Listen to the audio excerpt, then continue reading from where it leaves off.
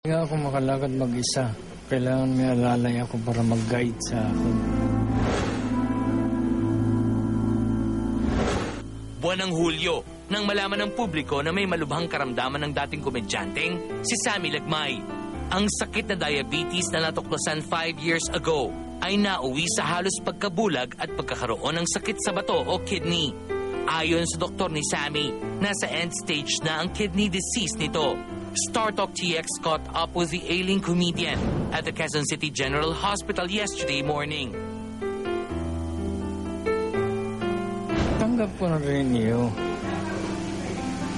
Pero minsan, pag nahihirapan kang, nag-wish ka na lang ng sana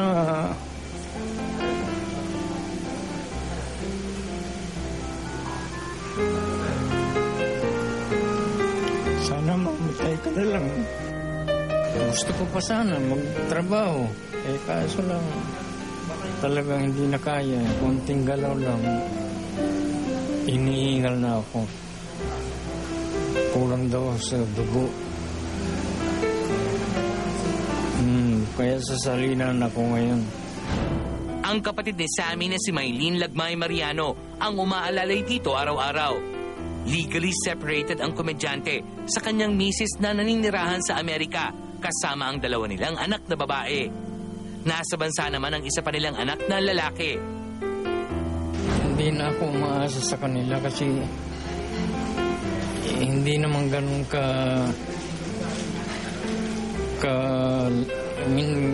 kalaki ang kita nila.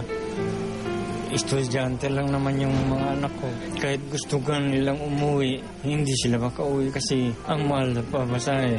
So, communication ng phone na lang. Hindi ko alam kung makikita ko pa mga anak ko. Yun naman ang wish ko eh. Sana makita ko pa sila bago mamatay. Maliban sa financial assistance mula sa PCSO, marami na rin kasamahan sa industriya ang nagpaabot ng tulong sa 54 anyos na si Sammy. Hindi ko akalain na ganun kalawak ang response ng mga kaibigan. Nung nanawagan ako, ang daming tumulong. Sa lahat ng mga tumulong, maraming salamat. Masakit din sa amin na nakikita namin siyang gano'n, na hirap na siya. Sabihin namin, dasal lang, dasal.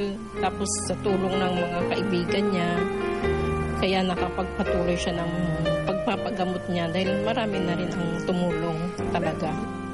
2 beses sa isang linggo ang dialysis ni Sammy sa ospital at alam nitong hindi habang buhay ang pagdating ng tulong pinansyal.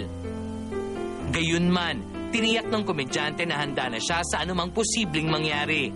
Ang inaasikaso ko lang ngayon, inihanda ko yung